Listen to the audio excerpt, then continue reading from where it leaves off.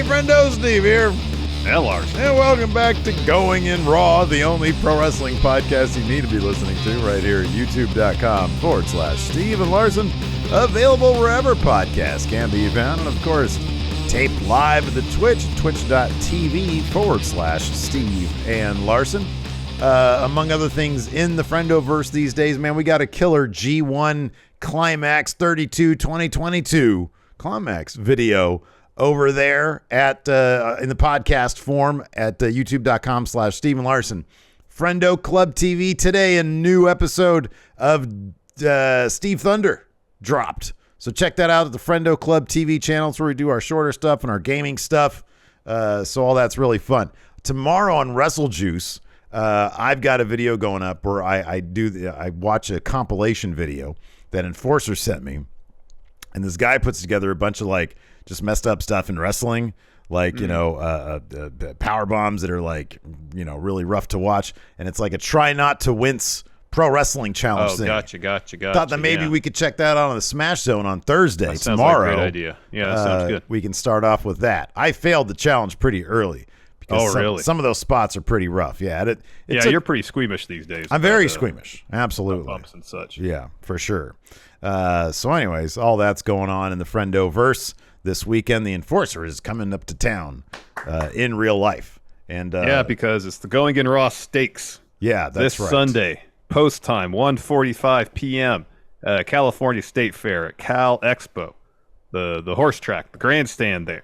We'll be there. It's going to be awesome. We'll be there, I don't know, like the whole time maybe or close to it. We haven't really decided. We'll sit there and bet on horses till we get tired of doing it. Yeah, like I'll be honest, I'm not really advocating anybody come out specifically to see us because I don't know where we're going to be. Yeah, I don't know where we're going to be. But if you want to see the Going in Raw Stakes, it's a horse race. Horse races are fun. Yeah. You can bet on it. It's going to be my first time betting on a horse race. That's going to be fun. So yeah, come out if you want to see the Going in Raw Stakes. You might see us. I don't know. Entirely possible. It's possible.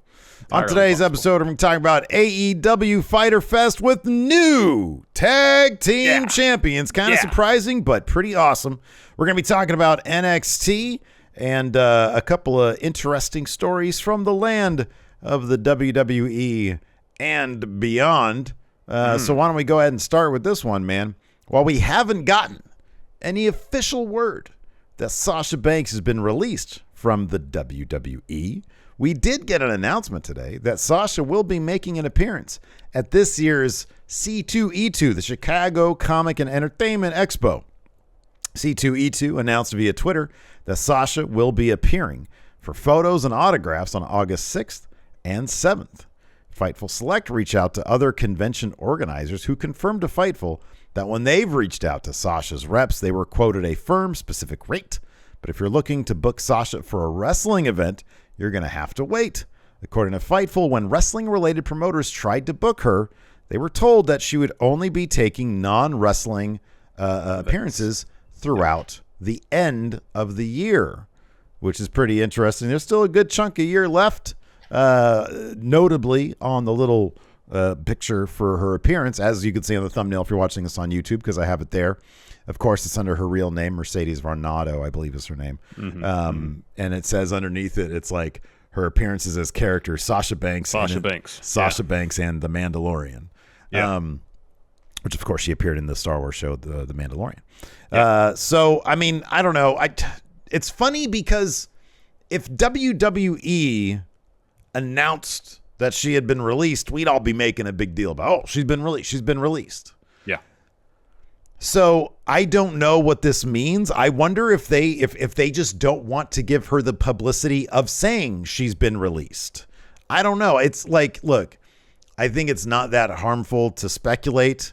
When you saw this, did it sway you one way or the other? I won't say I was always firmly of the idea that, for 100% she had been released, but we had heard, Raj Giri said she had gotten her release.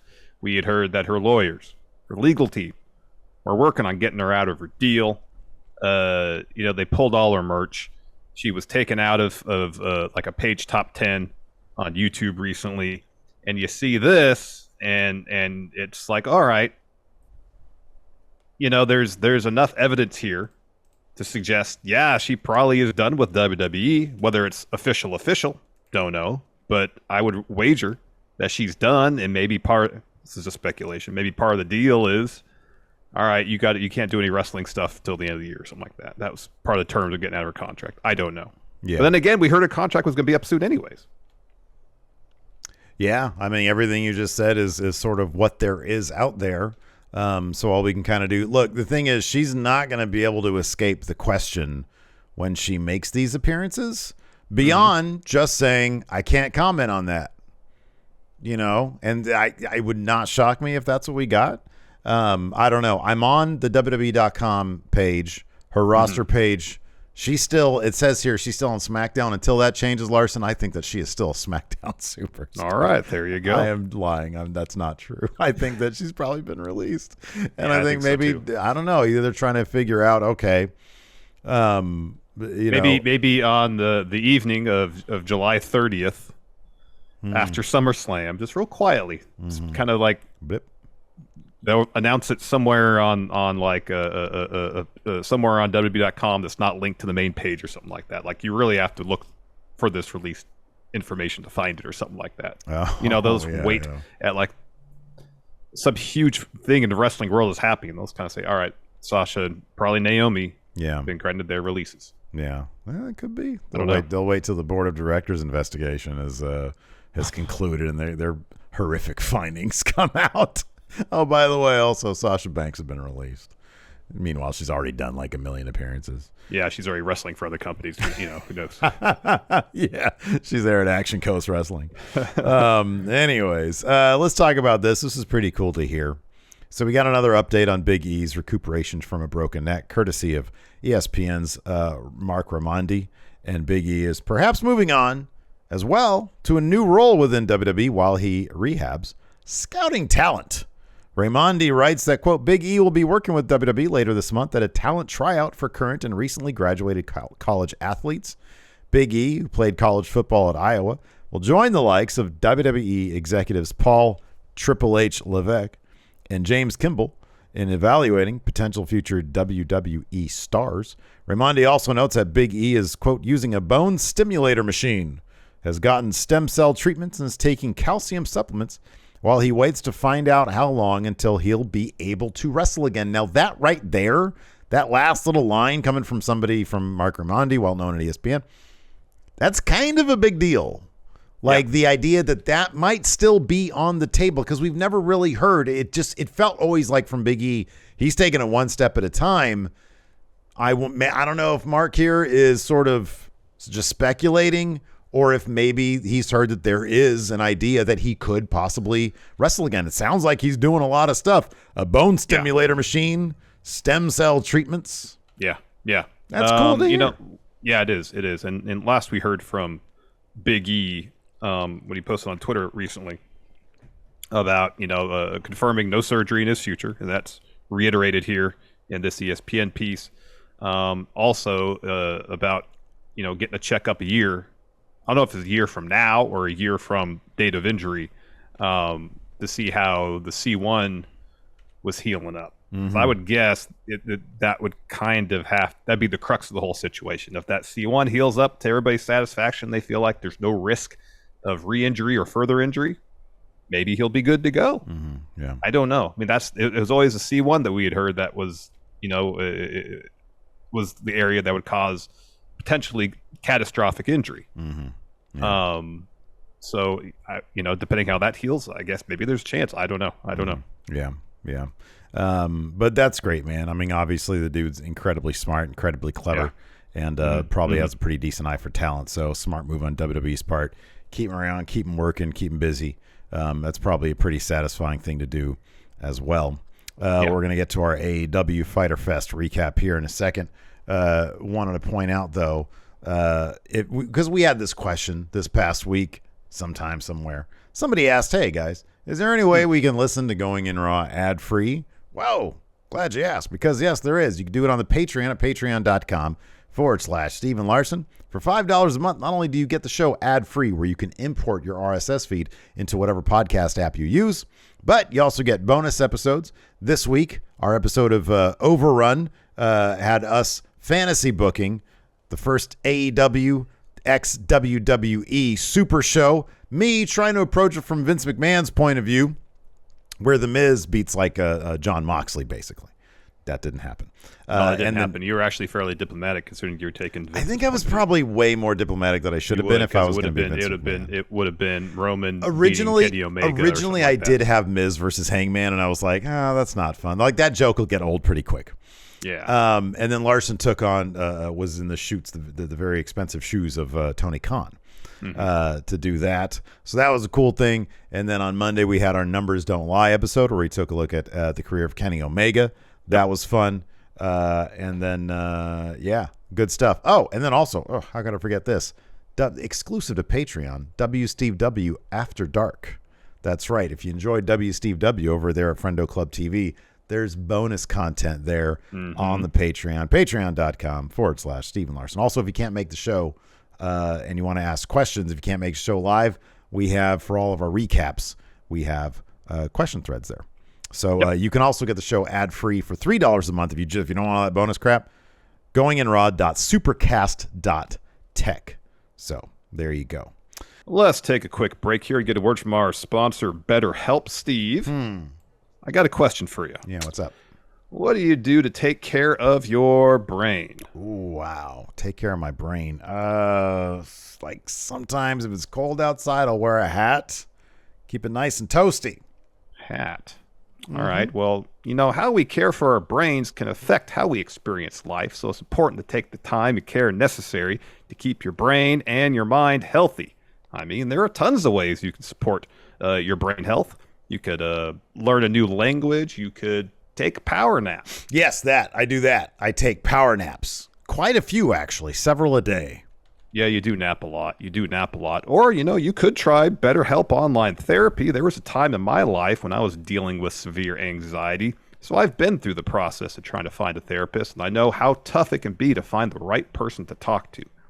But BetterHelp online therapy makes that process much more convenient by offering video, phone, and even live chat therapy sessions. BetterHelp can get you matched up with a therapist in less than 48 hours, and it's much more affordable than in-person therapy. And right now, Going In Raw listeners can get 10% off their first month at betterhelp.com/raw. That's BetterHelp, HELP.com/raw. AEW's Fyter Fest, night one. Night one. Barely 4 nights to Fyter Fest. Tonight, Rampage. Next week is week 2 of Fyter Fest. And then next week's Rampage as well. New AEW Tag Champions. Wow. Kind of surprising, but pretty damn awesome to see Swerve Strickland, Keith Lee, new AEW Tag Champions. Larson, what are your thoughts, man? Pleasantly surprised. Downright ecstatic to see them win. I was not expecting it. I guess I thought the Bucks weren't apparently supposed to beat Jurassic Express for him. It's supposed to be the Hardys, but that didn't happen. So the Young Bucks got them. I thought they would just carry the belts until they eventually had their showdown with FTR, and FTR would beat them. And I thought this match would, because Keith Lee said, hey, whatever issues we have, we can kind of put them aside as long as we keep winning. So as soon as they lose their next match, it's all going to fall apart. And I thought that was going to happen tonight. You had the ingredients there. You had the title bout. You had Starks and Hobbs in there as well. They had been feuding with them for a while. I just didn't expect them to get the win tonight. And it was a absolutely fantastic bout. Fantastic. Tons of fun. All sorts of false finishes. All sorts of crazy, clever, inventive stuff. It was just awesome match, awesome finish, and you could feel the emotion pour out of Keith Lee and Swerve when they got that win. Hell of a moment, hell of a match. Yeah, I agree with everything you said.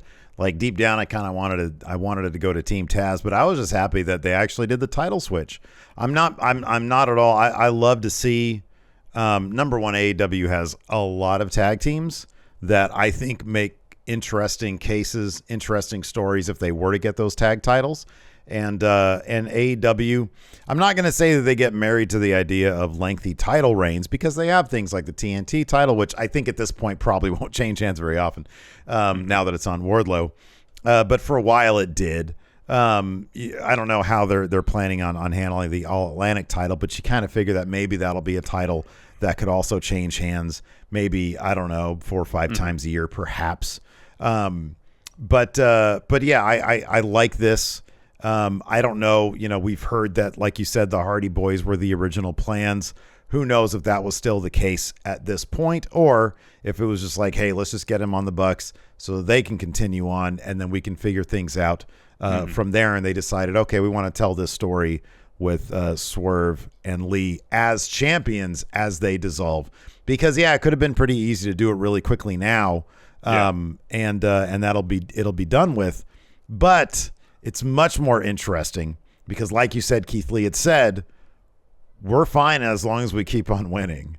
And as soon as that happens, I don't even think it's going to be Swerve. I think Lee's going to swerve. And as soon as they lose, you're going to see this monster erupt all over Swerve. And yeah, it'll be something to see. But I like that they had him win in terms of the story they're telling with him. I like them winning the titles because it puts a brighter spotlight on their story. Because so much of the story has taken place on Elevation and Dark. That now that they're tag champs, just by the nature of them being tag champs, they have to be focused more on TV. Yeah. And because of that, we'll get more of the story. And then when they eventually do break up, it's going to feel all the more kind of heartbreaking because, well, they were champions. Yeah. They were on a roll. They just had one thing didn't go their way. They lost the titles, and now this whole thing falls apart. You mentioned Dark and Elevation. I actually watched Dark today. And it was awesome because they did the thing that Impact used to do. They go to other promotions. And there was a Thunder Rosa versus I forgot her name, but she gets she's going to be taking on Thunder Rosa. Hopefully somebody in chat will have it. It was a phenomenal match. Thunder Rosa ended up getting the roll up loss, and so but it wasn't a title match, so she's going to get another shot. And then it was Pack and Shooter, right? Pack and Shooter. It was like a 20-25 minute match. It was long. Wow. It was awesome. And I hope they keep on doing this, and I hope that's sort of the point of the All Atlantic title at the very least. But I hope that becomes the point of like Dark or Elevation or something like that, where they go out and they do this more often because there's nothing like experiencing the feel of a different promotion. I loved when Impact did that. They did it by necessity, but it was so much fun because back then they'd go to the Crash, they'd go to Sami Callihan's home promotion, and they came out here to the West Coast with Big Time Wrestling. They did the Big Time Wrestling. You're right, and it's really fun to see.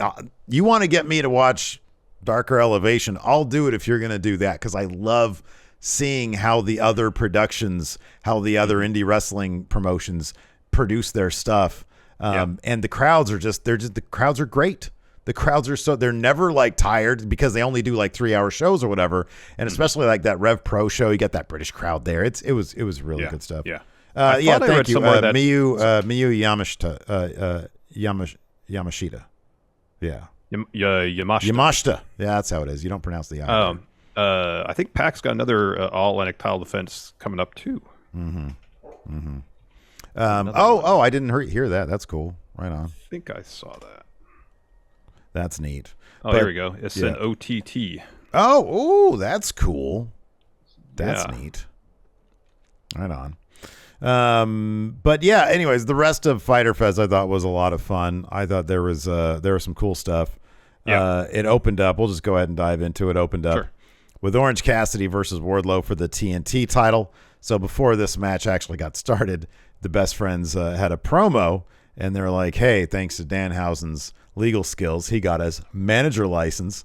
And Trent was like, hey, man, listen, Wardlow, he's too big. He's too strong. So here's what we're going to have to do. Cheat. And Orange is like, okay, whatever. So pretty early on, they just do a really lousy job of trying to cheat. And so Orange Cassidy starts like very lazily pointing at his eye like there's something wrong with it. While Trent tries to pull the turnbuckle cover off, but he can't figure it out. So the ref gets distracted by that. On the other side of the ring, Chuck pulls a chainsaw out from under the ring, slides it in. The ref is like, what are you doing? It's a chainsaw. So he takes it out. He kicks them out. And then we get the match. And it was just absolutely killer match. This is where, in my opinion, Well, there was that cage match with Cody where Wardlow had to catch Cody. This was a really good match. This was, in terms of the story being told, I thought it was Wardlow's best match. It was. They think found so, yeah. creative ways to incorporate Orange Cassidy's comedic stylings into a Wardlow match, and it worked out really well. It was a lot of fun. It did. The bit at the beginning when Orange Cassidy puts his hands in his pockets, Wardlow takes them out, and his, the inner lining for the pockets come out, and he rips those off. Boo! And then he takes down his straps on his singlet. He starts peacocking, starts flexing. And so Orange Cassidy goes up to him, puts one strap back up, puts the other strap back up, goes back, and he does the laziest flex you'll ever see. Sort of puts his tongue out. Yeah, it was really good stuff. At one point, Orange Cassidy's trying to get a Wardlow to follow him. He's kind of like, "Hey, come on, come after me." Yeah. And the Wardlow doesn't fall for it. Instead, he reaches under the ring and pulls out Danhausen. Yeah, right. Yeah. And Danhausen's about to curse him. And he's like, I'm not going to do that. I'm not going to upset Wardlow. But he does distract him long enough for Orange Cassidy to do a round and hit him with the orange punch. The orange punch. Yeah, Orange got all his shit in. He got a beach break. He got like 3 orange punches in. Yeah. Wardlow kicked out of everything. In the end, Orange was looking for their orange punch. Wardlow catches him with the powerbomb to get the win. And it was nice because it wasn't like, okay, I've beat the shit out of this guy. Now I'm going to flex and powerbomb him. This was kind of like, I don't know about a desperation powerbomb, but it was a counter powerbomb. And he just went down and he put his hands on his neck to pin him. Yeah, and he got the pin that way, and he got up. And usually, they talk about the powerbomb symphony. He'd grab a guy and he'd powerbomb him 5 more times. Well, in this case, he just helped Orange Cassidy up, gave him a fist bump, and said, "You're tough." And then he took off. Then we got a recap of Pac defending the All-Atlantic title against Shooter in Rev Pro. Then Chris Jericho came to the ring, and he says, "I stand here not as Chris Jericho, the wizard, the sports entertainer, but as Chris Jericho, living legend, and Eddie Kingston superior." He says, "I want to address a few things that Eddie has said." He says, I've made a liar out of him. Eddie, you're not a liar, but you are a bit confused. You challenged me to a barbed wire everywhere match and said that every drop of my blood I spill is going to be for your friends. But being friends with Eddie is a worse curse than anything Danhausen could conjure up. And he goes through all of Eddie's friends. His Ortiz. He lost to me. He had to shave his head. Jericho Appreciation Society took out Santana at Blood and Guts. And then JAS also took out acquaintance of yours, Bryan Danielson. And then there's Ruby Soho. What did she get for being your friend? A mangled hand and a crushed career. And you know what the reason she has a mangled hand is because she's your friend, Eddie. He says, but you challenged me to a barbed wire match, but why? Because you're a mark for Funk and Onita. But how many barbed wire matches have you won? I won the first barbed wire match in Canada when I was 22. And even through the pain, even though the pain was unbearable, deep down I felt pleasure. He says, I'm just as sadistic as you are, but you underestimate me because of my accomplishments. But next week you won't get to underestimate me because you're facing the Painmaker. So why am I accepting this match? Because this is the final fight in our saga, and once I beat you, you can crawl back into your hole, continue doing your drinking and your drugging, and he says some other stuff, because deep down, you know that you'll never be on my level ever. If Eddie wants blood, he's got it. Eddie said that every drop of my blood is a sin. The only way to wash away these sins is a tidal wave of Eddie's blood. He says, like I said, Eddie, you're not a liar, but you are a loser. So this is barbed wire everywhere match. Mm-hmm. Eddie responded, not happy that he only got 30 seconds as opposed to Chris Jericho's 5 minutes. He says, bring, and he had Ortiz and Ruby with him. And he says, bring the most violent person you can bring. It doesn't matter. He says, look what you did to Ruby. Look what you did to Ortiz. I like that he's so offended. He takes Ortiz's hat off. He says, look at that. Yeah. He said, you're going to pay with every ounce of your blood, and I'm going to enjoy it. He said, I'll see you at barbed wire everywhere. So Eddie won the first one. Eddie won Blood and Guts. Jericho's got to win this, right? You would think so. It's the last one. You would think so, because Jericho won the Anarchy in the Arena. Mm-hmm. You would think so, but maybe it's a situation where Eddie makes Jericho bleed a ton, but Jericho somehow gets the win. Mm-hmm. So at least in one sense, Eddie got what he wanted, you know? Yeah. I was thinking something like that. Like Eddie does get to drink his blood, but loses in the end. Mm-hmm. And so they both get to win. Or maybe, I don't know, maybe Jericho just really wants to make something out of Eddie and is like, yeah, just let Eddie get the majority of them, the first one and the last one. I don't know. I could see Jericho doing it either way, but at the same time, Tony Khan also likes to make sure that his top guys are top on the top for a reason. Yeah. So it'll be interesting. That'll be a good match. There's gonna be a lot of blood in that match. Yeah, there is. I assume that'd be the main event next week. Should be. It absolutely. Speaking of blood, next we had Konosuke Takeshita taking on Jon Moxley, and Takeshita, he bled a good amount in this match. He did. Yeah. He bled a good amount, and yet again, Takeshita's put in the ring against anybody, you get a good match. Are they recruiting? Is a Blackpool Combat Club? I thought that too because of the blood. I thought that too, and I'm like, you know what? He right now, Takeshita is a phenomenal wrestler, but beyond that, like I don't really know anything about him. It's like, and I wonder if like they want to do a thing, put him with them, wear some jeans or whatever, Put him into some jeans. Yeah, there you go. I guess Claudio didn't wear jeans after he joined, so. I don't think anybody. Nobody really wore jeans. Even right now, I don't think Mox he wears cargo pants. Yeah, you can wear jeans to wrestle. Hey, well, there's an opening for a guy who wears jeans. There you go. After that, we had I'm going through the members. Wheeler Yuta, no. Danielson, jeans. No. No Claudio, jeans. No. Even Regal doesn't wear jeans. He's always got a suit on. Nobody wears jeans. Perfect for him. House of Black has a promo. We didn't say what happened at the end of that match. Mox won, but it was a hell of a bout. Go watch. It was really Mox good. won with a paradigm shift, an elbow, and the bulldog choke. A pretty standard Mox situation there. Yeah, it was a really good match. Oh yeah, it was a killer match. After that, we had a House of Black promo. Brody, they were pointing out, Darby, after getting choked out by Brody and trying to give him a fist bump after the Mox thing, and Brody no-sold him. He's like, I don't need anything from you. I don't need your approval. I don't need your praise. They cut to footage of Brody then attacking Darby Allin and autograph signing. Yeah. And he says, for years I've watched you ascend. He says, but now I'm on the rise, and I'm going to get mine by taking what you have. Yep. Then we got a Christian Cage promo. This one didn't feel like it hit as hard as the other ones. Yeah, I agree. I totally agree with that. Because he put over. Look, how many times can he go to the "your dad is dead and he sucks" thing? So he took a different approach. Your dad is dead, and he'd be disappointed that you're the last. You're his legacy. Mm-hmm. Which, yeah, it's not that huge of a departure, though. Here's the thing: he set a really high bar for being an asshole. He did. So it's like I'm not sure how much you really can top that. Yeah. So he comes out with Luchasaurus and says, there's something about you Varsity Blondes that I find really annoying. And he says to Pillman Jr., just like Jungle Boy, you had a father, but your father was a legend in this business. In my opinion, he was average at best, but I respect that, he was in that ring, but he'd be appalled to know that his final contribution to this business was you. And then he says, well, Griff, you posted this picture on social media, and he throws it up to the Tron.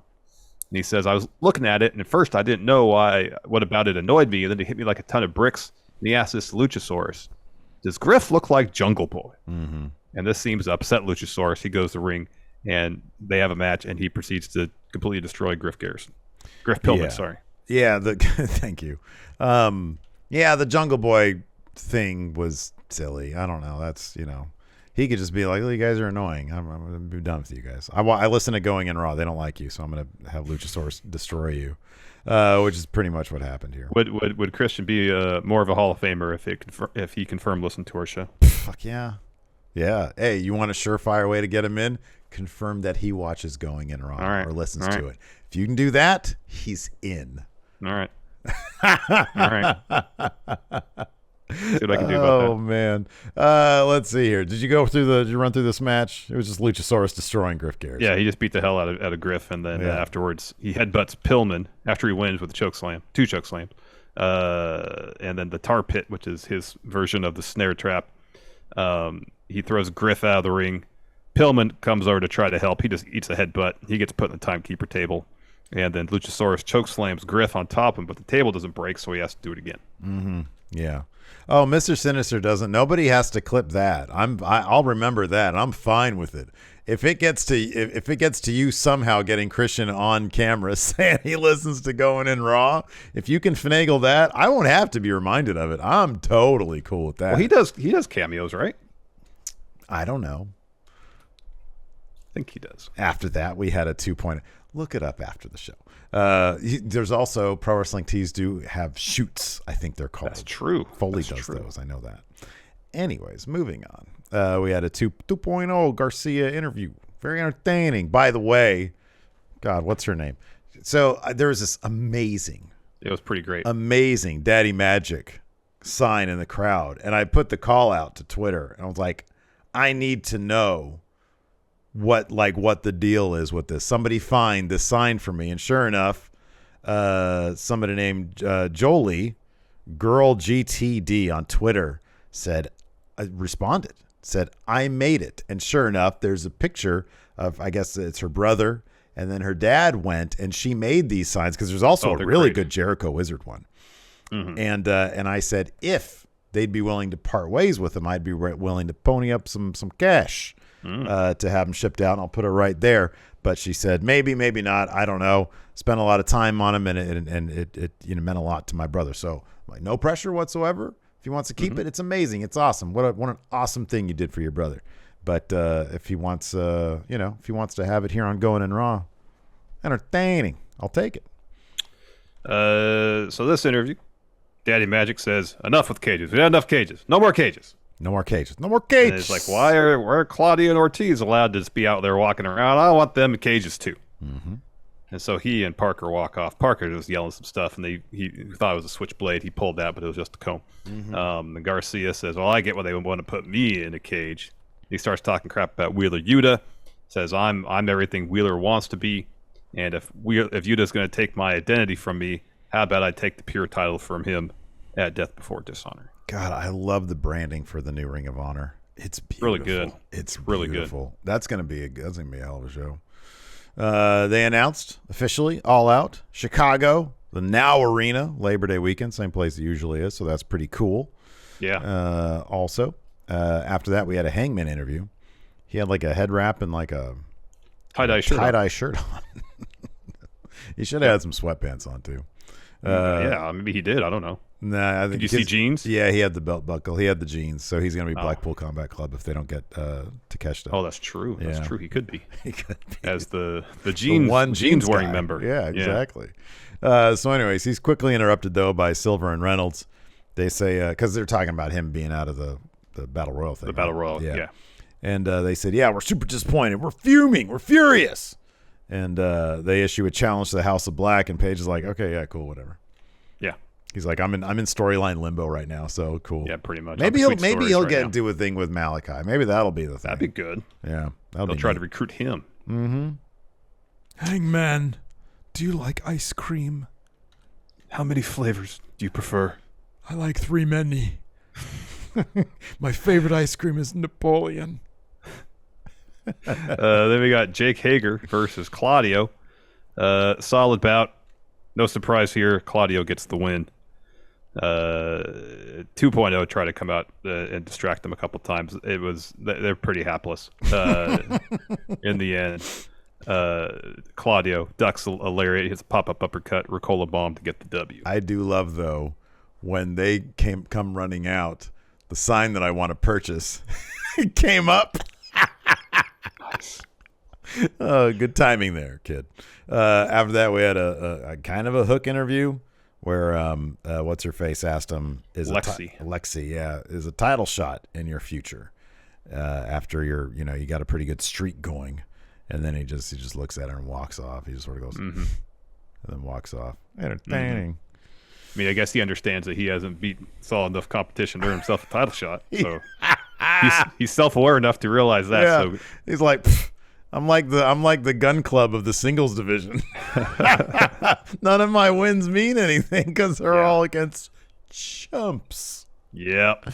Then we got that Thunder Rosa Yamashita recap. And then we get a Thunder Rosa interview with her and Toni Storm. And she talks about how she's excited to finally be able to return to Japan. She's upset that she lost, but hey, it gets her another match against Yamashita, and it's a title match now. And she's starting to talk about how she's happy to team up with Toni, and then they're interrupted by Britt Baker and JB Hayter. Britt says, we tried to stay away, but this place is a disaster without me. She's like, oh, Thunderstorm. That's a really cute name. But myself and Jamie are aware of the carnage that thunderstorms are known to cause. And we know how to deal with thunderstorms. And the Rebel comes in with a sandbag. Gives it to Britt, and Britt gives it to Shivani. So I forget, is that like a reference to sandbagging in a match? Did somebody sandbag Britt? I think so. Yeah, okay. Yeah. Anyways, after that we had Serena Deeb versus Anna Jay. Of course, Serena Deeb's got that match against Mercedes Martinez coming up at Death Before Dishonor for the Ring of Honor Women's Championship. Versus Serena Deeb versus Anna Jay was this match, though. It was good stuff. Deeb ended up winning with the Serenity Lock. That's right. But then she doesn't release it, and that causes Mercedes, her opponent, to come to the ring, and then she throws Deeb out to the floor. Yep. Then we got a Jade Cargill, Stokely Hathaway, and Baddies interview. So Jade, of course, tells Tony to what, Steve? Cut the shit. Cut the shit, Tony. Come on. She says no one is worried about Athena or Statlander. And then her and Kier are asking why Layla Gray is still there. Then Stokely interjects, says, you got to trust me. I'm for the baddies like Wu-Tang is for the children. Truth, yeah. It says, we're going to be watching Statlander and Athena on Friday. After that, Jay Lethal rushes the commentary desk, grabs the little headset microphone, talking into it the wrong way, so the audio is all weird. And, he says, we're going to win that TV title from Joe. This never-ending feud.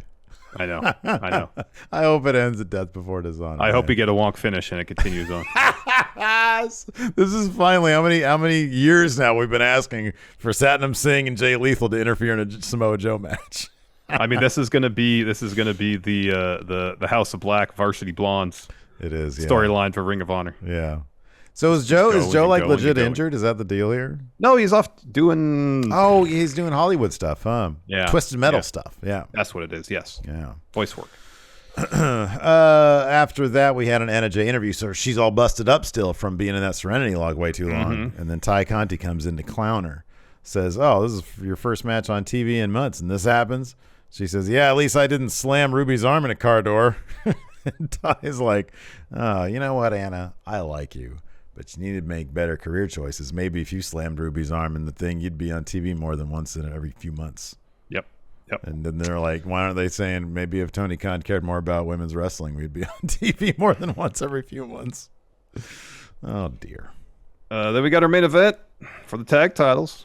Powerhouse Hobbs and Ricky Starks versus Keith Lee and Swerve Strickland versus the champion Young Bucks. This match is phenomenal. Go out of your way to watch it. I'm not going to go through every beat early on. I'll start here. So down towards the end, Nick Jackson throws one of the tag titles. There's a ref bump after Powerhouse Hobbs is sent into the ref. So Nick grabs the tag title, gives it to Matt. He turns around, Starks hits him with a super kick, so he picks up the belt. And then Swerve kicks him. He picks up the belt, and he's holding it. And he looks over to Keith Lee and takes a couple steps over to him.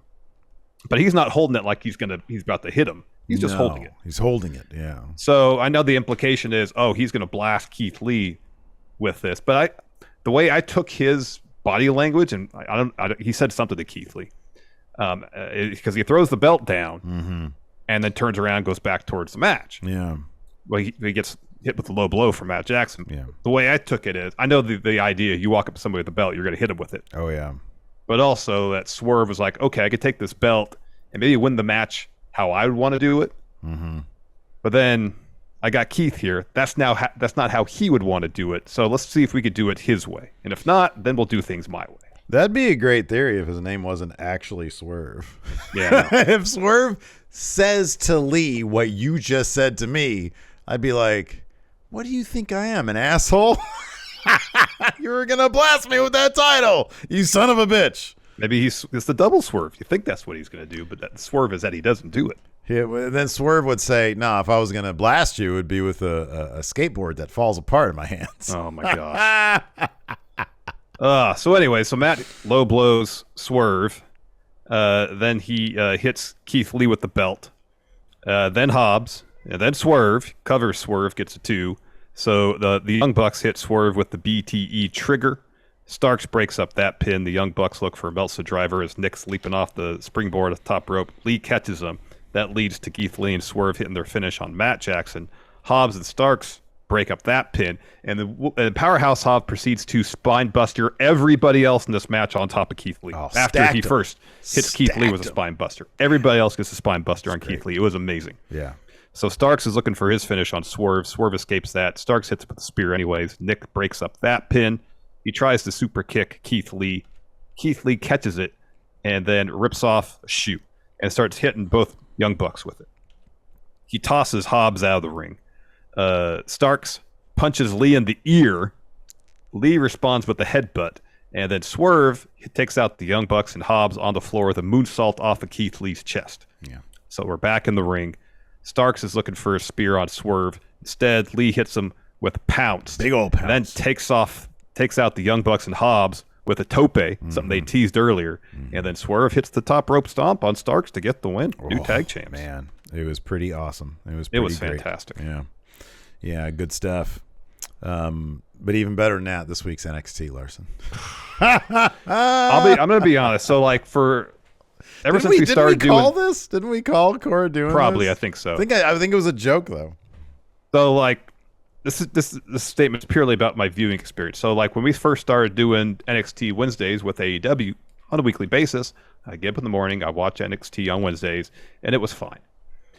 The last 2 weeks, I haven't been able to do that because I've had other stuff going. So I had to kind of watch it piecemeal throughout the day. Okay, sure. And I don't know why it is, but it's like a really laborious process trying to sit through the show. Yeah, man. Yeah. It just is. Yeah. So I'll let you in on my process. Sure. So generally speaking, on Tuesdays, usually I do a stream. Last night I didn't do a stream, but usually I do a stream, and then after that, like around 10 or so, I'll just watch back the Xfinity recording, the Comcast recording. I get to fast forward through commercials, and I don't know. It was fine. Like, the viewing experience was fine. I could see, like, I wouldn't want to watch wrestling the way you just described it, because it does end up feeling like a lot more than it actually is. Well, I think the way the show was laid out too, because it was heavy on talking. It was heavy on talk because they're coming off a big show, yeah. But just, wrestling shows that have a heavy emphasis on promos and interviews feel longer. Yeah, right. At least from my experience. And you combine that with watching 45 minutes here, 20 minutes there. Yeah, that's a bit much. Yeah. It just felt like, I know I watched it over the span of like probably 4 hours, but it felt like it was a 4-hour show. Yeah. Right. No, I feel you. I don't know. Like, it wasn't. I don't think there was any. I'll put it this way: they are coming off a pretty decent show, because I thought last week's was pretty good, but there wasn't anything in this that was all that spectacular. I mean, it's sort of sad that what has overshadowed this week's NXT is what a lot of people are calling a pretty lame swerve from Cora Jade. They just became tagged. We've made the joke that they call each other best friends, and yet, like, seemingly they've only known each other since they've been, like, all the pictures they show are all just from their time in NXT, which has been like no time at all. Yeah. It's like, oh yeah, this is my best friend. We both wanted this for years. All, like, their memories are just separate, wanting the same thing for years. And I understand that is an okay basis for a swerve, because Roxanne comes in and she's sort of taken Cora's spot, because there are a lot of similarities between the two. And so Cora's got reason to turn on her. And maybe it wouldn't have been as goofy if that damn skateboard would have held together, or if they just hadn't given it. You don't need it. We all know that skateboards can be pretty tough. Yeah. Just blast her with a skateboard a bunch of times. You don't have to break the damn thing over her. I don't know why they think it's more dramatic to have that thing break. Especially breaking like a perfect line, Oh, the fact that they think that it won't look stupid is worse. It really is. Like, I can understand, hey, maybe they've weakened it a little bit, but it's still not going to break because it's a really tiny skateboard. I mean, honestly, the most impactful way of making it destruct is if it just, like, bends. Yeah, no, I know. Yeah. Because we all know what that shit's like. Yeah. So, yeah. So that was kind of lame, but I don't know. The feud will be good. They're both good wrestlers. Let's talk about why they're covering up A-Kid's face. Yeah, I don't get that at all. So last week he was a math guy, and then this week he likes comic books, and now he's got a mask. What's he gonna be next week? Yeah, it can't be the same. It can't be both. For a second, I honestly thought that they were gonna change his name and not even and forget about the Axiom thing, because the Axiom is a mathematical term, or can be a mathematical term. But even in this promo thing he did, he said the word anonymous, which is what the A stands for, naked. I never knew that. Yeah. that's cool. Yeah, I know. For a second I thought that it was going to be a different name. Like, I don't know. Yeah, I don't know. I don't know. I don't know. It was silly. Like, if this was the first vignette we saw from him, it'd still be silly. Like, I don't know. I like the superhero thing is fine, but like the mask, why? Yeah, I know. I mean, I get it. You're superhero. Some superheroes wear masks, but I don't know. I know. Maybe they realized that the math gimmick was too close to Kiana James. They're like, well, we can't have two people who are good at math. That's a dog shit gimmick too. How would they have justified the mask if he was still a math guy? I got bullied for being smart at math, and so I had to cover my face. I was going to say the same exact thing. Yeah, I don't know. And it looks. I get so claustrophobic when I see that shit. Like, because his eye holes are so small. Yeah, no. But I don't know. Maybe before he was in NXT, maybe he used to wrestle with the mask. Maybe he prefers it. I don't know. I don't know. They're going to such great lengths to disguise who he is when he's already been in NXT 2.0. And we've heard him talk, I believe. Yeah, I know. He's supposed to be not the same guy. That's stupid. It is stupid. But it's NXT. The Giovanni Vinci stuff, there's aspects of it that are entertaining. But I feel like you're insulting my intelligence when you expect me not to remember this guy just like 2 months ago was Fabian Eichner. You know? Oh, I'll be completely honest with you. I would 99% of the time agree with you. They've smoothed him out so much. He looks like a different guy, man. They've oranged. They gave him like the spray tan, and they've smoothed out his weird beard. He looks like a Ken doll. Well, he looks like a different person. He's leaned up a little bit. Yeah, and he also physically has changed. Yeah, he looks like a different person. That doesn't bother me. What bothers me about him is that the most interesting thing is the comedy stuff when he does the Victoria and him doing it over Vic, and the shot of him and Vic and Wade was fucking funny. But that's not going to help him. No. That's not going to get him anywhere if people are just like, oh, this is funny. So I don't know. It's silliness. And I know. So Apollo Crews is in a thing with Zion Quinn now because. Wait, wasn't it? Yeah, Zion. Yeah. It's like because of a backstage thing where Zion Quinn has this idea that if you Google WWE superstar, like his picture pops up first. Yeah, which we've confirmed is not true. 1,000% not true. I had to look at Google to know that. Yeah. And so he took offense to something Apollo Crews said, and he's like, "No, I'm like the perfect WWE superstar. I'm the most athletic," or something like that. You and I both kind of saw this coming, but I was hoping that the time traveling vignettes or the prognostication vignettes meant that Apollo Crews was going to get a clean slate. Mm-hmm. He's just here to put other people over. It seems that way. Yeah. Well, I have a hard time believing he's going to put Zion Quinn over. There's in no universe should Apollo Crews lose to Zion Quinn. I hope. I don't know. I'll say this again. I hope that he's having this feud with Zion Quinn to see if he can get a good match out of Zion Quinn. I hope so too. I hope that's the case. Should not be taking L's to Zion Quinn. Period. I'm not confident, but I think you're right. I'm not confident about that. So yeah, I don't know. Anyways, let's go ahead and dive into it. Get this done with. Braun was even on the show last night. What's that? So Braun Breaker was on the show. No, Braun Breaker. You don't need me. Story's so good. We got another sad Cameron Grimes promo too. This poor sack of shit. He is. Can you imagine being Cameron Grimes and not being up to main roster yet? He's got literally everything you need for main roster, but they're burying his character, and he's about to lose to Jordan Devlin too. He's totally going to lose to Jordan Devlin. Yep. Like, how much of a sad sack are they going to make? Are they going to make Cameron Grimes? Bum ass Grimes. called up to Maine or released. You know, that's like the two paths right now. I invested in crypto and NFTs, and look at me now. I shit my pants. Yeah, I thought they were going to the moon.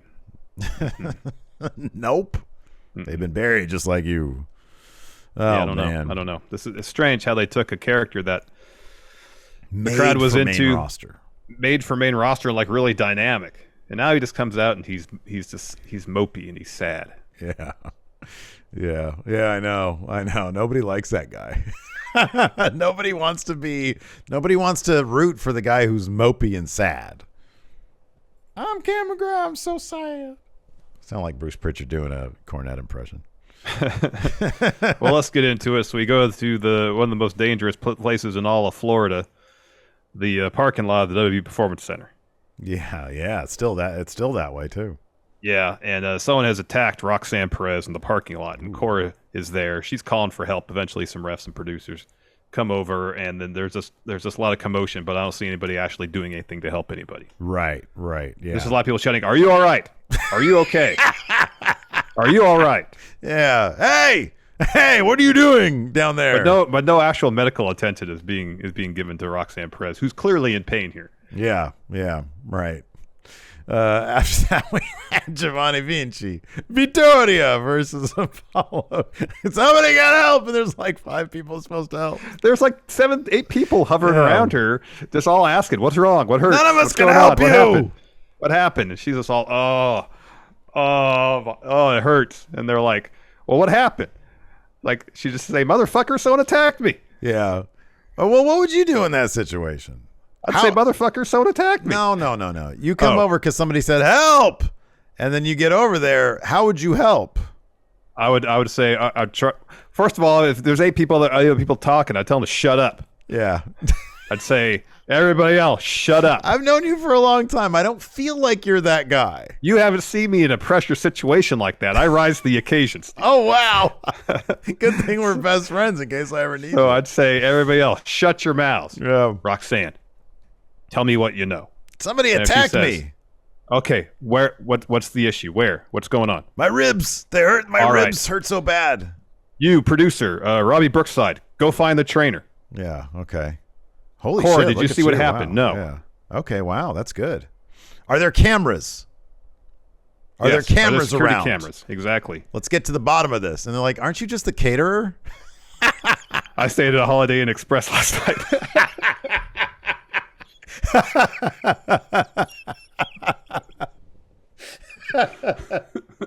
I stayed at a Holiday Inn. What? Oh man. Anyways, so yeah, Vinci during this, he's got a match with Apollo Crews. Oh, who is this guy? Oh, that's good. Anyways, Giovanni Vinci versus Apollo Crews. So the match happens, and then at a certain point, Crews. No, he was already there. He was always there. Okay, sorry. Zion Quinn was like hovering in the middle of the audience the entire match. Yeah, he had a red hat on, like he's Cronus. Yeah, make America Cronus again. God. So, anyways, there's some goofy shit where Vinci steals a camera from a fan. Zion Quinn jumps the barricade to attack Crews. Gets him back in the ring because the ref is distracted, and Vinci hits his finish for the win. Yeah, and then his Vittoria. It's like Giovanni Vinci is a fantastic wrestler. This gimmick doesn't help him in that capacity whatsoever. Mm-hmm. Yeah. At all. Yeah. So we're backstage. Cora Jade has an interview. She's got no update of Roxanne. She says, "I do. We should have come to the building together. I didn't see who attacked her." She said Toxic Attraction are scared that their reign over 2.0 is coming to an end, and Mandy is scared that Perez is going to take the title, and that's why she took her out. Hopefully, Roxanne will get cleared, but if not, Toxic Attraction will have hell to pay. After that, we had a Tiffany Stratton video package getting her nails done. She said, "Man, I really needed this after what happened last week." She said, "There's still dirt under my nails, but in the end, I overcame." They're playing footage of her match with Wendy. Wendy Chu, yeah. Yeah, and she says, "But I'm interested to see who wins the title line." And she's like, "Oh, you did a great job." And then she goes to the desk person and says, "She did a terrible job, but I'm not going to give you a bad review." Yeah. Yeah. Then we had Cameron Grimes. Sad Cameron Grimes. And he was like, I wish I could come out and have some excuse why I didn't win, that I got robbed. Suck. I'm in the best shape of my career. I even hit a cave-in, but the 3 count never came. I know Braun's at home in a sling, but he has the NXT title. But I did learn something. Wins and learns. It says, I learned you can do everything the right way, but it's still not good enough. But I guess that's just life. I'm just destined to be a loser. I thought I was going to the moon, but instead I crashed into the sun. So then, Jordan Devlin. Can we get Rob to get some fucking some sad violin music that we can play whenever we do a Cameron Grimes promo? Because this is not done. Like, he's gonna keep on doing it. So JD McDonough comes out. Did he have his old theme? I didn't notice. I think. Shit, I don't know now. Oh fuck! That's gonna bum me out if they got rid of that. He still has the same type of Tron where it's half his face and half his skull. Yeah, that's so true. Hopefully that's a killer theme song. Anyways, he comes out. He says, "I hate to come out and run a guy down while he's down." He says, "But I saw your match against Braun, and you showed a ton of heart." And he said, "No one can take that away from you." He says, "But I think you should wrap up your pity party and do your crying in the back." He says, "I hate to break the news, but about 60 seconds after Braun pinned you, you became old news because the whole game changed when the Irish Ace walked through the door, and I fooled everyone. They thought I was debuting this week. I even fooled Braun." And then Grimes says, "I know who you are. I've seen what you've done." He says, "So how about you jump me from behind?" He says, "You call yourself the Irish Ace. All I see is an Irish asshole." And then JD McDonough headbutts Grimes. Deadly headbutt with that head of his. And then Grimes looks for a cave-in, but once again, he misses the target. JD slides out of the ring. Then we get the Creed brothers. They're watching film backstage with Damon Kemp. Mm-hmm. Everything's great. Mm-hmm. Yeah. They're working as a unit. They're studying film from their match last week, and Kemp's like, thanks, guys, for helping me out. Yeah. I really appreciate this. And the Creeds are like, yeah, sure thing. We're a team. And they leave. So then Roddy comes in, turns off the projector. And he's like, because Kemp had said, hey, maybe you could run it back sometime. And he says, why? Did you really say that you'd love to run it back with the Creeds? And then Roddy says, you're the one that cost me the tag titles.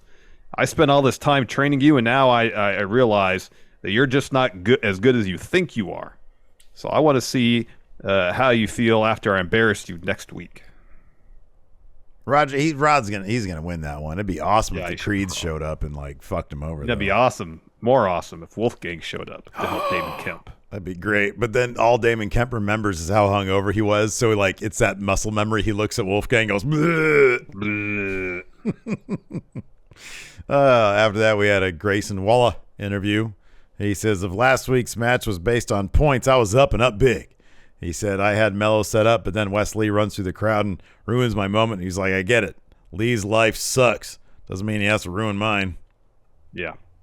Then we see the trainers. They're examining Roxanne Perez. It's through the window of the trainers' room. And so you just see Cora there. After that, so this is kind of, I guess it's not surprising anymore, is it? Caden Carter versus Tatum Paxley. This was cool. Caden Carter lost? Yeah. Because Ivy Nile was out there. She's a good guy now. So she's cheering her on and stuff. And then Tatum Paxley rolls up Caden Carter for the win. There can only be so many of those before it's it just becomes obvious that any Caden Carter match she's going to lose. Yeah, I know. Then Joe Gacy interrupts Vic and Wade. He's got something he really wants to say. It essentially is that the Dyad have decided to reveal their true selves. So that's going to happen next week, apparently. Oh, man. They're going to break 1 million. Maybe. I can't. God, I can't wait. Going to see the most miserable looking Zach Gibson and James Drake under those hoods. I guarantee you, man. Soon to be getting the fuck out of here. When our contracts are up. They're going to take their shit off and just be like, gosh, this is miserable. It's so hot in this stuff. If you hate the Dyad, shoes off. He takes his shoes off. If you hate this gimmick, shoes off. He takes his own shoe off. I still want him to produce Joe Gacy's wallet. Exactly. It's all a grift. I know. If they do that, it'll save this whole thing. If they do that, oh my God, I'll buy a fucking NXT 2.0 It's revealed that shirt. they bought like $10,000 in DoorDash. That would be amazing. That'd be with amazing. Joe Gacy's credit card. Oh man. Earlier, we sold Joe Gacy a timeshare in some swampland. There you go. Oh man. Anyways, this was great because it's Sanga and he's my favorite character in NXT. Yeah, Sanga's pretty awesome. So he's watching some footage of that awesome cannonball of his from the intro of last week's episode, and he's got Leon and Faraz with him. And then fucking Duke comes in to spoil the party. He throws the iPad off the table. He says, "Oh yeah, laugh it up. It's not funny. I spent the whole week getting water out of my ear." He's banging his head. Sanga gets pissed because they just ruined his good time. He just ruined their good time. Yeah. And he's like, "Look, we can handle this in the ring if you want." So they do that later. They do, but first we got Briggs, Jensen, and Fallon Henley. They're at their bar, and then Briggs is talking about how sweet life has been since they won the tag titles. Pretty Deadly walks in. Jensen says, "I think you're at the wrong bar," and Kit says, "Nope, we're at the right place because we came here for those NXT UK tag titles." Briggs says, "Well, you walked in, you're going to have to fight your way out." And so there's a bar fight that's about to break out. And Fallon, with a pole cue, stands on the bar, says, "This isn't happening in our bar. If you want to settle this, you can do it in the ring next week." So is the idea that Fallon is still a bartender? Yeah. Okay. Not just a bartender. I feel like that's her place. That's her bar. Oh. Yeah, that could be. Because, yeah, who else would have the temerity to stand up on the bar and exactly brandish it's not that? Her place. And also, because it's her place, she can risk her liquor license having 20-year-old Jensen in there clearly swigging some alcohol. Maybe even I don't think even our 20-year-olds able to buy O'Doul's. I don't think they are because there's like a trace amount of alcohol in it. I don't think so. Isn't like in some places you can't even buy that? You can't even buy kombucha unless you're 21 because there's trace amounts of alcohol in there too. Yeah. Anyways, after that we had Duke Hudson versus Sanga. Sanga, oh man, he's great. Won with a choke slam. That was great. Yeah, he is great. Then we got a Robert Stone promo. He says, "Solo Sikoa, you're a fighter, but you're a fighter with zero brains for challenging Vaughn. You know, Vaughn, he was a 3-sport athlete."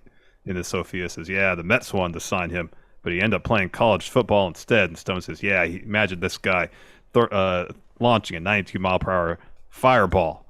And then he's about to continue, and then Vaughn just says, "Shut up. Shut up, man. This isn't about baseball or football. This is a fight. We're about to find out how tough you really are, Solo." There you go. the intensity of the match. And then you have Solo Sikoa right afterwards with a good promo. Oh, he's great. Like, "Vaughn, you're a bad man. You're snapping bones, putting fools through table, launching people into the 5th row.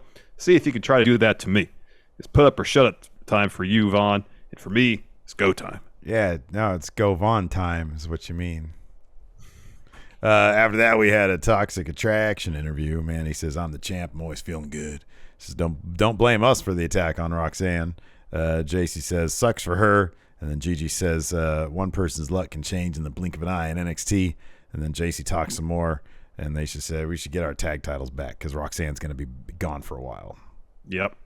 Then we get Solo Sikoa versus Von Wagner. Yeah, that's right. It's a double count out. Yeah, they did. It's like twice now they've done this with Solo Sikoa. They're like, "Well, we're going to put you in there with a guy that we kind of like, and we like you, but not enough to give you like a win over this guy." Vaughn has lost to some not so illustrious names. Didn't he lose? He lost to Briggs. Did Briggs beat him 1-on-1? Or was it Jensen? Was it Jensen? Maybe it was Jensen. Like, I feel like Vaughn has lost to people that Solo Sikoa should be higher on the card. I agree. No, I agree.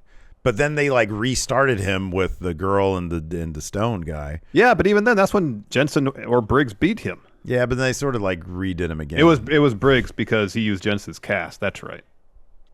Okay. All right. And then the next week, Von Wagner beat Jensen. That sounds right. I think that's what it was. Yeah, beat Jensen. And he's only 20 years old. Who rolled him up? Someone rolled him up early on. Shit, yeah. Was it a Malik Blade or a Nofe? Oh, okay. I think it was one of them dudes. Yeah, that sounds right. I think it was Malik Blade. All right, I guess Vaughn's lost to some good names. Well, no, but they're still lower on the totem pole. You think Solo? He should be. I mean, he was challenging for the North American title. Unless they want to put him up to main roster, so they're going to use him to get Von Wagner over. But that's stupid. That. Yeah, I agree. No, you should build up Solo Sikoa when he goes main roster. He's like, he's got momentum. It does nothing for Von Wagner. Nothing does anything for Von Wagner. Wins don't matter. Losses don't matter. No, he's perpetually Von Wagner. He's equally disinterested in both. His gimmick is guy who's still jet lagged after 5 weeks being back from the UK. I know. That's his thing. After that, Trick and Mello. This is some R-rated stuff here, man. They leave the club and they got like 4 honeys with them, man, and they just talking about how great they are. And then they go into the jacuzzi and it turns into an episode of Biscondo Amore. They just start banging in the jacuzzi. It's great. Holy crap! Hopefully they got lots of chlorine in there. My goodness. There's all sorts of little babies swimming in those waters. Then we got a Lash Legend promo. She's talking about how Indy Hartwell is athletic, but she's not Lash Legend athletic. She says Indy's got a better chance of getting a dub on one of those dating apps and getting a win over her. So she's dribbling a basketball early on. Then she just kind of rolls a basketball along. And in one shot, this is actually pretty well done.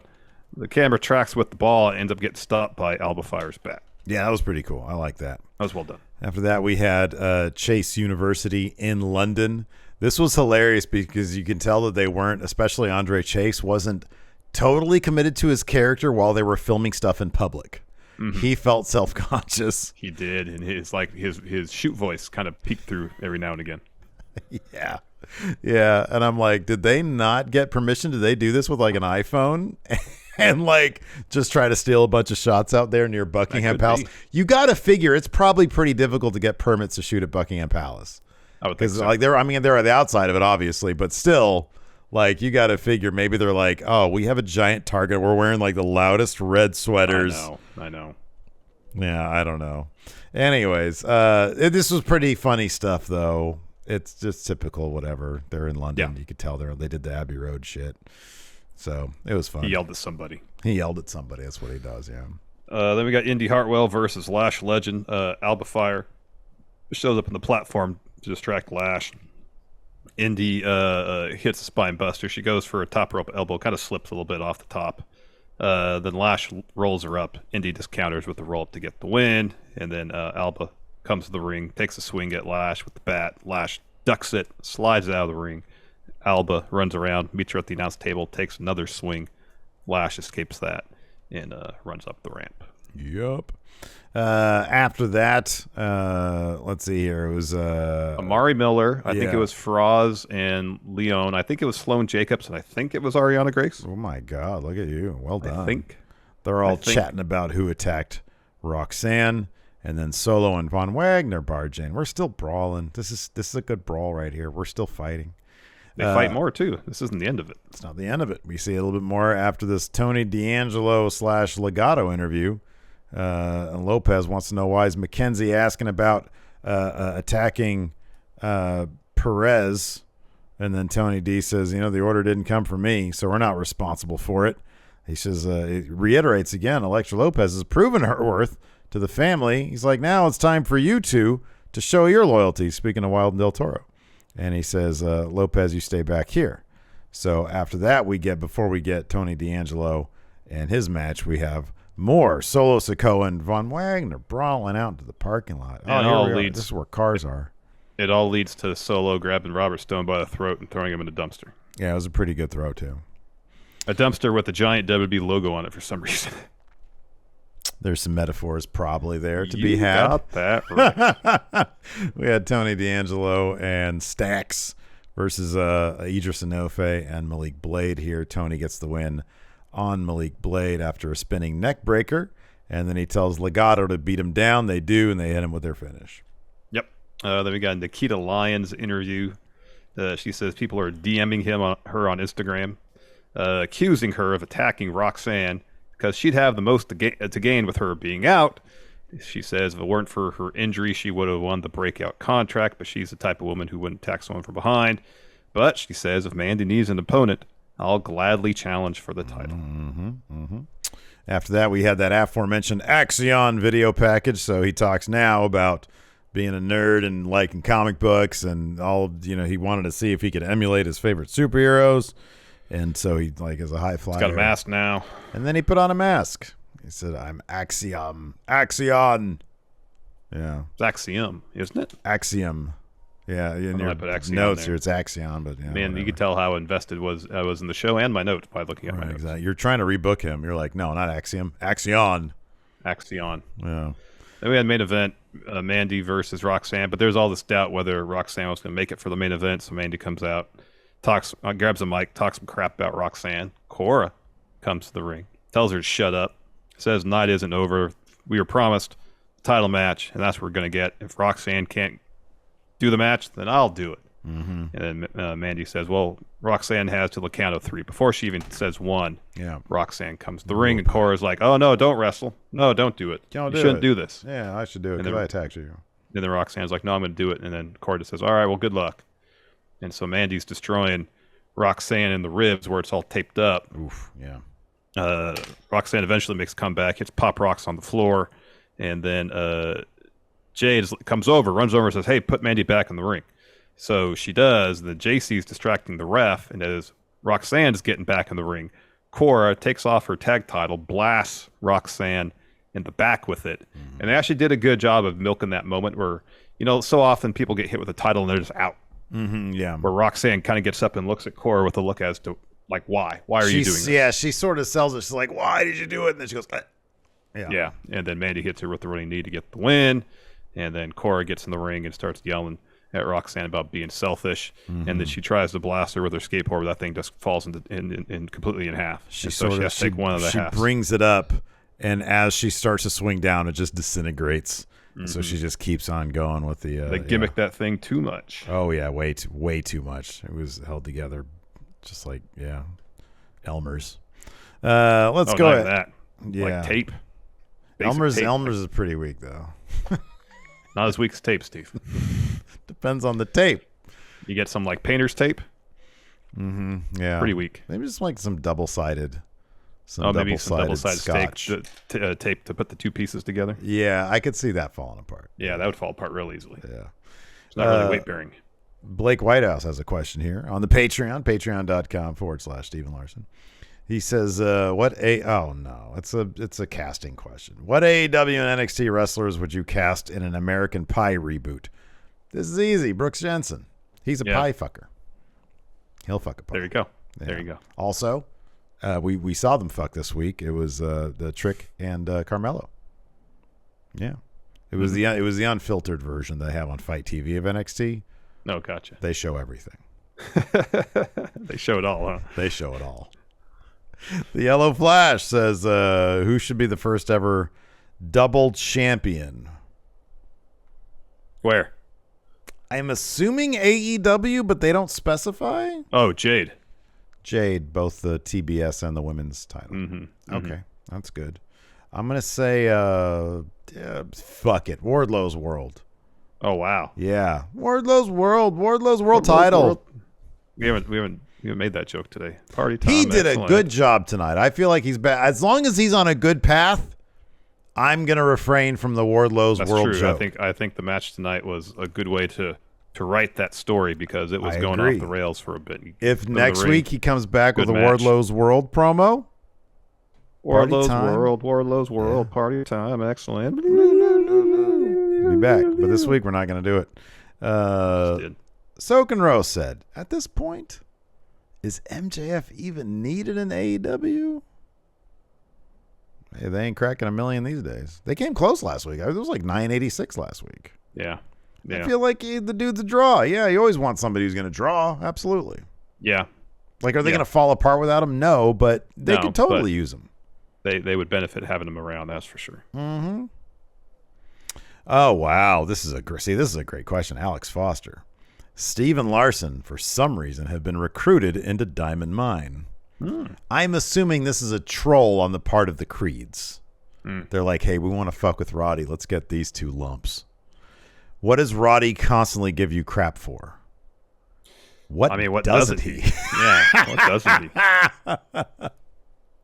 But I think mainly it'd be he would give us crap for being caught doing impressions of him using Dan Lafferty voice. That'd be good. Yeah. That'd be good. I think that's what it's going to be. That'd be good. Damon, why are you hanging out with the Creeds? Julius, Brutus, why are you watching film of your victory over me when you should be watching me defeat whoever he beat for North American title? And then he walks in and he gives us both an end of heartache. He does. I'm like, ow, my neck. He's like, stop complaining. Shavon says, once FTR fulfills their prophecy on winning all the tag titles, which tag teams should they lose each tag title to? So first and foremost, the most important one is AAA tag titles. Who should they lose those titles to, and why? Just Man Pagano. It's Just Man and Pagano.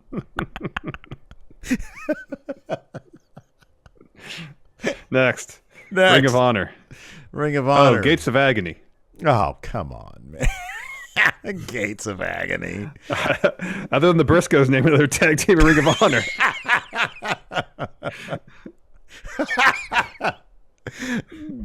I can't counter that. Okay. IWGP. Oh, Great O'Khan and Jeff Cobb. Oh, yeah, of course. Just get them back. And then AEW.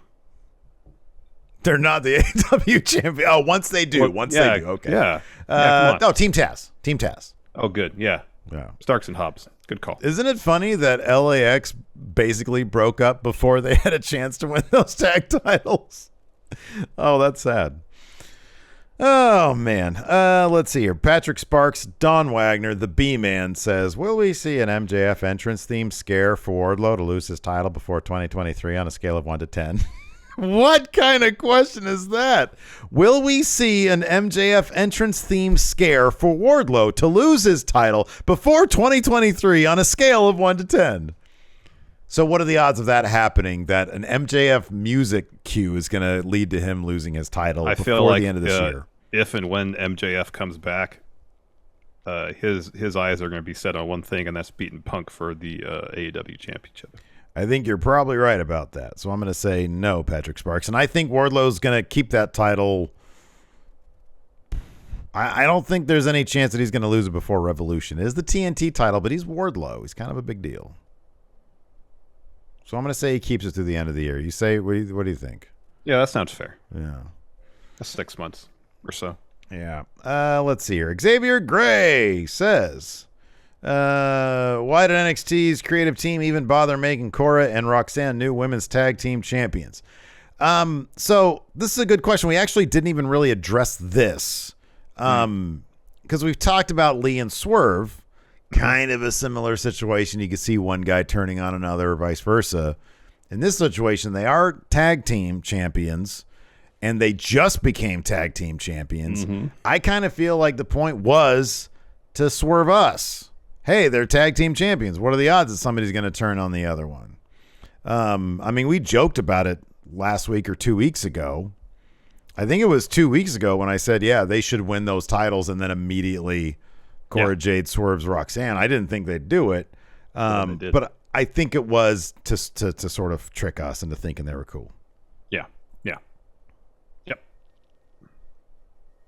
And then he also asked, he asked 3 questions, but I'm going to go with this one. He says, what is Toxic Attraction's fate as a faction in WWE? I think their fate is to keep on having those titles. I think they're going to get those tag titles back, and because there's like nobody else, and they're going to get them back, and then they're going to go up to main roster at some point. Yeah, they're a really good faction. Yeah, they are.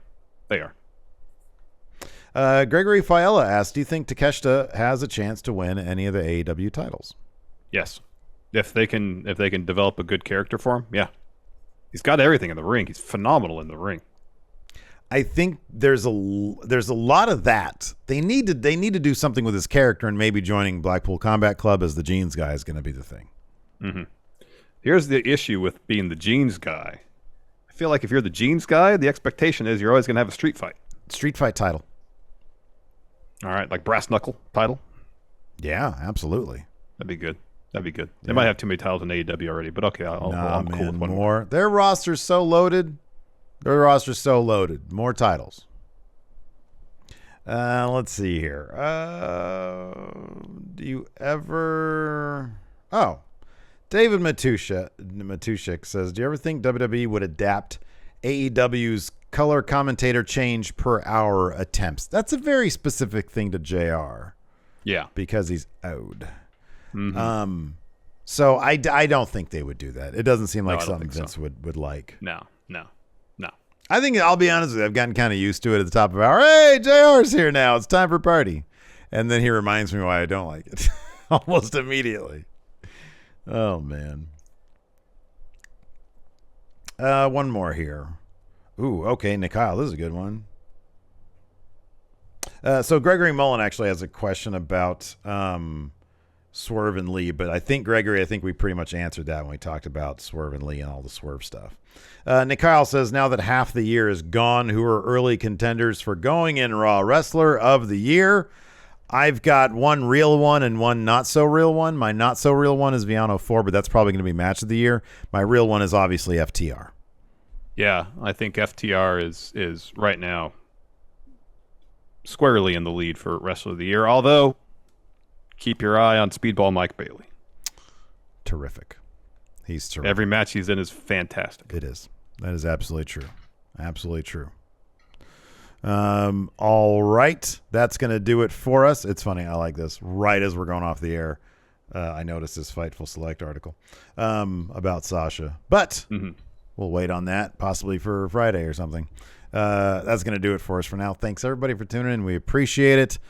Tomorrow night, 5 p.m. Pacific, 8 p.m. Eastern, we've got the Smash Zone. Be sure to check that out. Till next time, we'll talk to you later. Goodbye. Hey, what's up, everybody? This is Stone Cold Steve Austin impersonator Phil McDonald, here to tell you to go support Going In Raw and Friendo Club at patreon.com/Steven Larson. They got bonus episodes, ad-free audio, a weekly newsletter rounding up the weekend wrestling news, and a bunch more. Patreon.com/Steven Larson. Go support or get hit with a stunner.